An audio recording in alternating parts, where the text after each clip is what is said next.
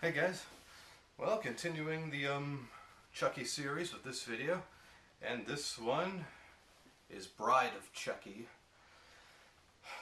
So, I remember when this one was in the theaters, for that matter. I remember people were talking about it, like, saying, like, are you gonna go see any Bride of Chucky? I didn't see this one in the theaters though, because I was like probably about 8 years old, I think, or maybe not. Oh wait, no, I was 9 years old when this movie came out, so I wasn't allowed to watch this stuff.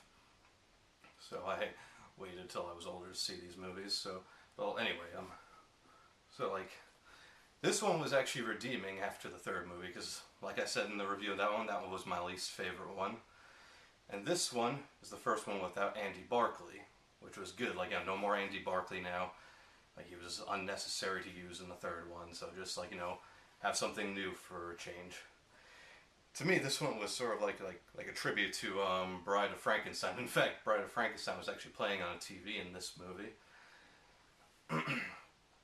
Well, anyway, let's just get started.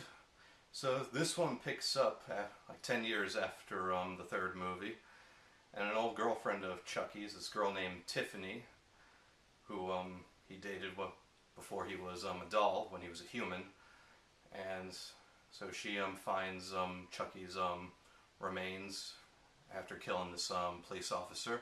So she finds his head all cut up after the way he died in the third movie.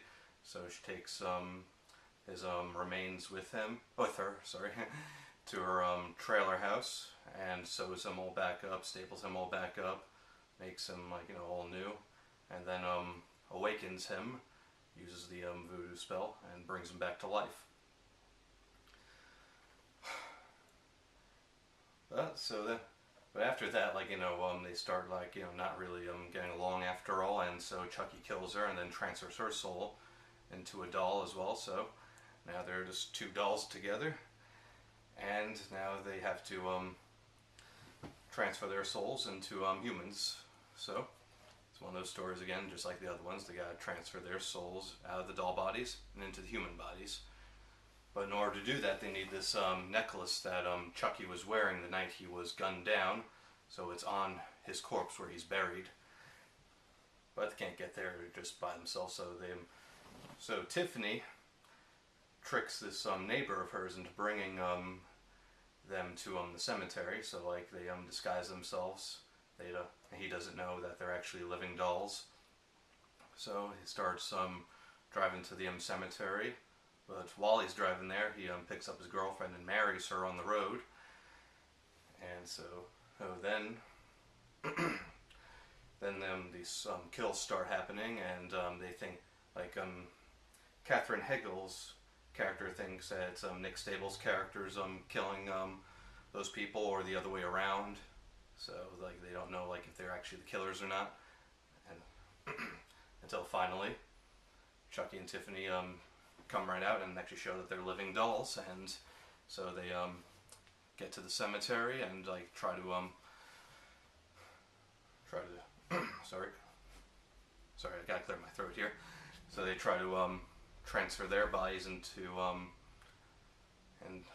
them, unsuccessfully, of course. If you know that already, since they already made a Seed of Chucky movie. And overall, this was a better sequel after the third one. And to me, I actually think I like this one the most out of the sequels, that is. Out of the sequels.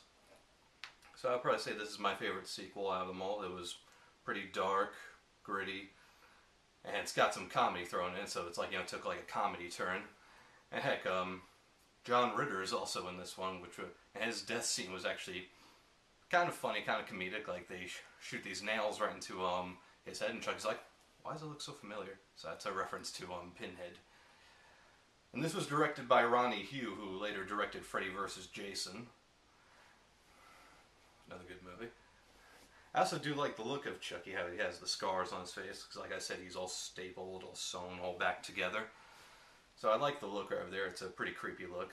That look actually creeped me out at the time when this was in theaters. I was like, that looks scary. I was only 9 years old, of course. It doesn't scare me anymore. And all in all, like I just said, I liked this one. It's my favorite out of the sequels. And I can have my opinion, because I know there's going to be people who disagree with that. And I think I would recommend this one, definitely. better than the third one, but not the best one overall. And I think that's about it. So stay tuned for my review on Seed of Chucky. Coming up next.